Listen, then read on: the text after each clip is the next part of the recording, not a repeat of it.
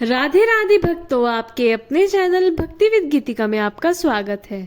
आज की इस वीडियो में हम शुक्रवार व्रत की कथा को सुनेंगे। बहुत समय पहले की बात है। एक बुढ़िया के 7 पुत्र थे। उनमें से 6 कमाते थे और एक निकम्मा था। बुढ़िया अपने 6 बेटों को प्रेम से खाना खिलाती और 7वें बेटे को उनकी बची हुई थाली की झूठन खिलाया करती थी। 7वें बेटे की पत्नी इस बात से बहुत दुखी थी, क्योंकि वह बहुत भोला था और ऐसी बातों पर ध्यान नहीं देता था। एक दिन बहू ने झूठा खिलाने की बात अपने पति से कही।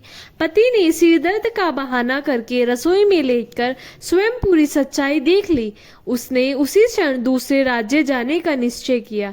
जब वह जाने लगा तो पत्नी ने उसकी निशानी मांगी। अंगूठी देखकर वह चल पड़ा। दूसरे राज्य पहुंचते ही उसे एक सेठ की दुकान पर काम मिल गया और जल्दी ही उसने मेहनत से अपनी जगह भी बना ली। इधर बेटे के घर से चले जाने पर सास ससुर ने अपनी बहू पर बहुत अत्याचार करने लगे। घर का सारा काम करवाते थे, उसे लकड़ियां चुगने के लिए जंगल भेज देते थे। आने पर उसे भूसे की रोटी और नारियल के खोल में पानी देते थे। इस तरह अपार कष्ट में बहू के दिन कट रहे थे। एक दिन लकड़ियां लाते समय रास्ते में उसने कुछ महिलाओं को संतोषी माता की पूजा करते देखा और पूजा की विधि पूछी। उनके कहे अनुसार बहू ने भी कुछ लकड़ियां बेच दी और 1.25 रुपये का गुड़ चना लेकर संतोषी माता के मंदिर में जाकर व्रत का संकल्प किया। 2 शुक्रवार बीतते ही उसके पति का पता और पैसे दोनों आ गए।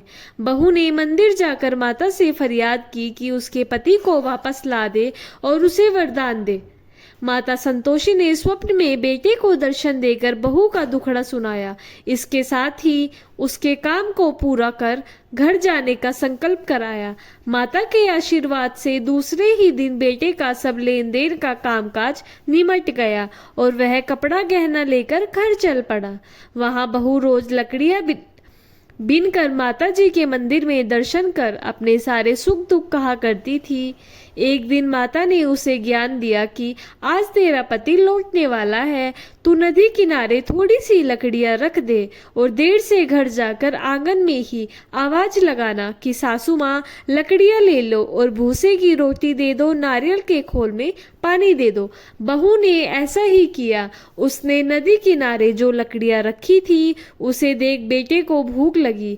वह रोटी बनाकर खाकर घर चला गया। घर पर माँ द्वारा भोजन के पूछे जाने पर उसने मना कर दिया और पत्नी के बारे में पूछा। तभी बहू आकर आवाज लगाकर भूसे की रोटी और नारियल के खोल में पानी मांगने लगी। बेटे के सामने सास झूठ बोलने लगी कि रोज तो 4 बार खाती है और आज तुझे देखकर नाटक कर रही है। यह सारा दृश्य देख बेटा अपनी पत्नी को लेकर दूसरे घर में ठाठ से रहने लगा। शुक्रवार आने पर पत्नी ने उदापन की इच्छा जताई और पति की आज्ञा पाकर उसने अपने जेठ के बच्चों को बुलाकर निमंत्रण देकर बुलाकर उनको जिमाया।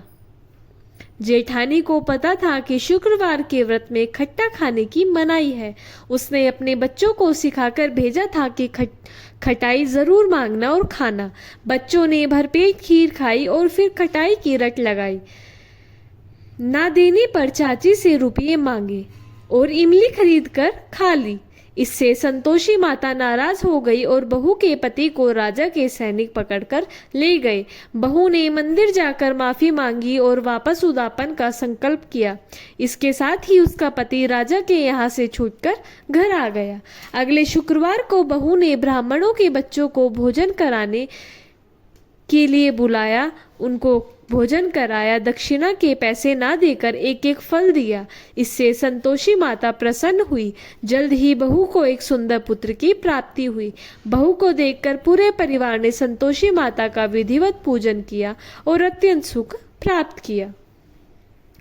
भक्तों, बोलो संतोषी माता की जय।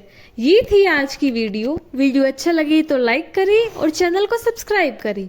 और आप सभी को राधे राधे। जय श्री राधे कृष्णा। जय माता रानी जी की।